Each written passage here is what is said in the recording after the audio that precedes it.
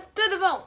Bom, se você tá aqui pela primeira vez, eu sou a Isabel Nascimento, esse é o canal Imparcialmente Santista, seja muito bem-vindo! Bom, eu realmente dei uma sumida os últimos dias aí, os últimos jogos, mas é que quem me acompanha no Instagram viu que minha irmã casou o último final de semana, então foi um pouquinho conturbado, eu realmente esqueci de gravar, de pensar nisso, porque meu foco foi outro, meu foco foi a noiva e esse casamento. Então, se você quer me seguir nas minhas redes sociais pelo Instagram, no Instagram é Imparcialmente Santista e no meu Instagram pessoal é IsabelPSN. Se você quiser, segue lá, porque daí a gente tem uma outra intimidade, uma outra conexão por outra rede social. Mas vamos ao vídeo.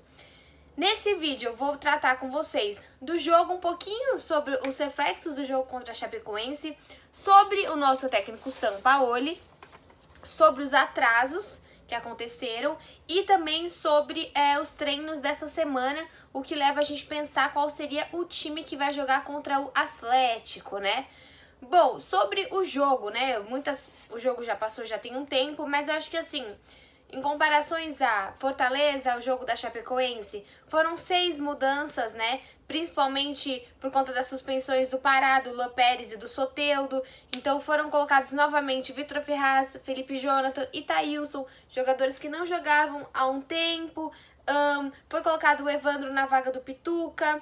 Então, basicamente, jogamos contra a Chapecoense com Everson, Vitor Ferraz, Veríssimo, Gustavo Henrique, Felipe Jonathan, Alisson, Carlos Sanches, Evandro, Marinho, Sacha e Thailson, né? Foram os jogadores que entraram em campo contra a Chapecoense. O que a gente pode tirar desses jogadores, né? Eu acho que foi uma boa partida do Felipe Jonathan, foi a melhor partida, ao meu ver, do Evandro. E dentro desses jogadores, a gente pode ver que provavelmente vai haver uma motivação diferente para eles continuarem no campeonato, né? Você vê o Evandro após o jogo, ele falou: o campeonato ainda não acabou. A gente vai procurar vencer os 2 últimos jogos, a gente não jogou tão bem, mas o importante é que eram os 3 pontos. E sim, eu acho que o Santos, quem assistiu o jogo, percebeu que o Santos começou com ímpeto, sabia que era superior à Chapecoense, a Chapecoense já é um time rebaixado, obviamente é superior, então o Santos fez o dele e depois do segundo tempo, depois que conseguiu o resultado, acabou colocando o pé no freio. Eu acho que é um jogo comum, eu acho que se fosse talvez um time maior, de maior expressão, a gente poderia ter mais medo, mas eu entendo a reação do time. É claro que numa dessas a gente tomou 3 gols do Fortaleza no primeiro turno, mas contra a Chapecoense eu acho que foi um jogo controlado, né? Eu não acho que foi um jogo que a gente passou um sufoco, que quase conseguiu o 2-1, como foi o jogo contra o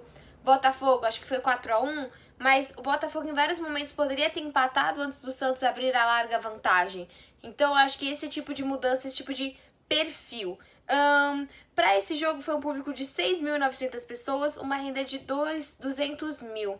Agora, o que acontece com esse jogo? Nós passamos 2 pontos do Palmeiras e com esse número, 71 pontos, é a nossa quantidade de pontos do campeonato, a gente se iguala à nossa melhor campanha desde que o Brasileirão está de pontos corridos com 20 times, que foi a nossa campanha de vice-campeonato também de 2016. Então o Santos ainda em 2019 pode alcançar esse recorde, que é passar a melhor campanha, ter a melhor campanha de pontos corridos. É claro que é algo simbólico, mas o que não é simbólico é o dinheiro, que o segundo lugar ganha mais que o terceiro lugar, e dinheiro é sempre muito importante para o Santos. Outra coisa muito importante, que o Sampaoli, ele almeja bater um recorde. Além de ter um bom campeonato, ele quer deixar o seu nome no Santos das maneiras que ele puder. Então ele sabe que ele sendo provavelmente o técnico que vai ter mais pontos sendo estrangeiro, ele vai ter a melhor pontuação em pontos corridos e ele vai ser o técnico da melhor pontuação em pontos corridos. Então, é uma das coisas que faz ele querer permanecer no Santos e fazer o melhor trabalho enquanto ele está dentro da Vila Belmiro. Todo mundo sabe, né, passando para o segundo assunto, que a especulação é de Sampaoli lá no Palestra Itália, no Allianz Parque, novamente eles querendo pegar as nossas coisas. E o Sampaoli, até o que o assistente dele disse, é que assim, a cabeça do Sampaoli até dia 8 de dezembro está totalmente no Santos. Agora está no Atlético, depois vai estar no Flamengo. Só uma observação. Jogo Santos e Flamengo será na Vila Belmiro. Não foi possível alterar por conta do timing, né? Falta muito pouco tempo para o jogo. O jogo será na Vila Belmiro. Bom, voltando. Apenas temos mais 2 jogos e o Jorge Sampaoli falou que vai continuar com o foco. Parece que assim, ele demitiu o próprio empresário dele, o Fernando Baredes, não sei. E então ele disse que ele mesmo, que ele vai começar a tratar disso dia 9 de dezembro, ele com assessoria de imprensa. Até hoje, este momento, 3 de dezembro, 9h30 da noite, o Pérez nega contato do Palmeiras, São Paulo nega contato do Palmeiras. São Paulo disse que só vai pensar nisso daqui pra frente. Só que a gente sabe que ele já abriu uma conversa com o amigo dele argentino pra ir pro Racing. A vontade dele de ir pro Racing é muito para reformular aquela imagem que ele fez com a seleção, com os argentinos, né? São Paulo foi muito mal com a seleção argentina e acabou ficando com uma imagem ruim perante ali aos seus compatriotas. Mas a gente sabe que tudo isso está acontecendo por conta do Santos. Então, é claro que assim, o São Paulo é muito bom, o São Paulo é um cara que motiva, mas o time do Santos se abriu muito para ouvir São Paulo, se abriu muito para entender o que ele queria. Tanto que a gente se abriu tanto que tivemos goleadas como 5-1 contra o Ituano, tivemos goleadas contra o Botafogo, tivemos o pior jogo do ano que foi contra o Palmeiras. Então, assim, a liberdade que ele teve no Santos é algo que eu não acho, sinceramente, que ele vai encontrar no Allianz Parque. Até a hora que ele vê, nossa, aqui não tem Pérez, aqui tem dinheiro. Aí ele vai olhar pra trás, vai ter alguém chamado Leila Pereira, que vai mandar nele, que vai falar, olha, você faz o que você quiser, mas eu tenho dinheiro.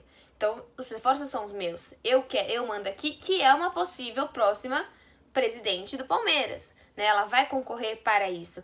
Então, eu acho que assim, o São Paulo deu muito pro Santos, mas o São Paulo não teria mudado esse patamar que ele conseguiu atingir agora se não fosse o Santos. Se ele não tivesse num time sem estrelismo, se ele não tivesse num time que batalha, num time que corre, num time que ouve, num time que respeita ele o tempo todo. E numa baita torcida que teve uma super paciência o ano inteiro. Mas bom, a gente ainda não sabe, a gente sabe que a maior razão do São Paulo de mudança é a insatisfação com o planejamento de 2020 e a relação dele com o Pérez. Diz alguns jornais que ele pediu em torno de 1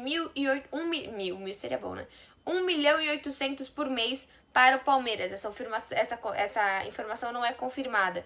Mas a gente não sabe, né? Eu acho que o Santos gasta em torno de 1 milhão com ele, mais a comissão por mês. Então ele estaria pedindo muito a mais para sair do Santos. Eu realmente acho que ele gosta da Vila Belmiro, ele gosta do Santos, mas ele tem esse desentendimento com o Pérez e em questão de estratégia para ano que vem, né? A gente sabe que vai diminuir o budget, né? Vai diminuir o quanto o Santos vai poder gastar no ano que vem, as contratações serão muito reduzidas e ele tem receio da onde ele está se enfiando. Porém, por outro lado, é um time que, diferente desse ano, vai estar na Libertadores, que é o maior campeonato que um time brasileiro pode disputar. Mas agora nos resta apenas esperar. Sobre os atrasos, achei muito legal o Marinho postar, ter essa relação muito próxima com uma página, né, com o Santos Play. Então não fica disse e me disse, o Marinho simplesmente vai, fala, explica o que estava acontecendo. Eram 3 meses de atrasados de direito de imagem. E eu entendo o posicionamento deles, porque assim, é um time que corre, é um time que tá na vice-liderança, é um time que merece ter tudo em dia. E outra, se não tem tudo em dia, ele está certíssimo. Ele chegou pro Pérez e falou, ok, qual é o planejamento? Quando receberemos? Né? Entendemos que existem problemas, mas quando isso vai acabar? Existe um prazo? Então, ótima postura do Marinho. O Santos já diminuiu essa dívida, o Santos já pagou o 13º e já pagou a primeira parcela desse mês de atraso e disse que até janeiro de 2020 isso estará totalmente quitado. O que é muito legal, porque pressiona o presidente de uma maneira que, assim, não é uma insatisfação que ele vai mostrar em campo, não é que ele vai entrar com o corpo mole, até porque o Marinho sabe que se ele começar a jogar mal, ele desaparece no Santos, depois ele vai pra onde? Ele quer uma carreira, ele quer jogar, ele sabe que ele se encaixa nesse time e que pra imagem dele é bom ele estar jogando bem. Então, ótimo coisa do Marinho, muito bom que aconteceu. Bom, por último, né, o treino dessa segunda-feira, voltou com o Pará, Luan Pérez, Jean Mota, eles voltaram a ficar à disposição e também teve a presença do Soteldo. Hoje, na terça-feira, o Santos ele jogou diferente. O São Paulo ele volta com esses 3 zagueiros, né? Hoje ele colocou Aguilar, o Luan Pérez e o Gustavo Henrique jogando. Mas, como eu falei no outro vídeo, o Luan Pérez disse que na base da Portuguesa ele era lateral. Então ele fica meio que a lateral quando é ofensivo, e quando tá na defensiva ele vem a ser um zagueiro. Então não sei até onde a gente pode chamar isso de 3 zagueiros mesmo. São 3 posições de zagueiros, né? São 3 zagueiros de formação. Mas eu acho que o Lopérez está jogando mais como um lateral. Hoje jogou Everson Pará, Aguilar, Gustavo Henrique Lopérez, Alisson, Evandro, Pituca, Marinho e o Jean Mota. Eu acho que é isso. A gente pode notar que dos últimos times não esteve em campo hoje no treinamento Vitor Ferraz, Veríssimo, Felipe Jonathan, Sanches, Sacha e Thailson. O que a gente fica um pouco confusa com o São Paulo, né? Que assim, o Felipe Jonathan fez uma boa partida, ele tira. O Sanches, pra mim, é o melhor cara do time desse ano, e aí ele tira. Então, tem algumas coisas do São Paulo que a gente não consegue entender, porque às vezes, é normal, quem joga bem, joga. Nem sempre com o Sampaoli. Mas a gente confia. Então eu acho que é isso que ele não vai ter no Palmeiras. Ufa! Até peguei aqui um comentário do Mauro César Pereira, que até tem um vídeo dele que ele gravou exclusivamente pro meu canal. Ele fala exatamente assim: não basta apresentar uma proposta financeira na tentativa de contratar Jorge Sampaoli. É preciso dar autonomia para o argentino na hora de escolher os jogadores para contratar. Não é só grana. Ninguém vai controlar um cara com o Sampaoli só com dinheiro. Eu acho que é isso. Tem que ver também até onde esse Palmeiras está preparado. Eu espero que ele não esteja. Eu espero que essas especulações que eles estão falando de Osório sejam verdadeiras e que o São Paulo de fato vá para outro time, porque sempre dói mais quando é para um rival, né? Eu acho que a gente passou isso com o Lucas Lima, a gente passou isso com outros jogadores e, claro, eu não gostaria mesmo de ver o São Paulo vestindo um uniforme verde. Então é isso. Se você gostou do vídeo, deixa seu like, se inscreve no canal, se inscreve nas minhas redes sociais também lá no Instagram e a gente se vê no próximo vídeo contra o Atlético amanhã. Tchau!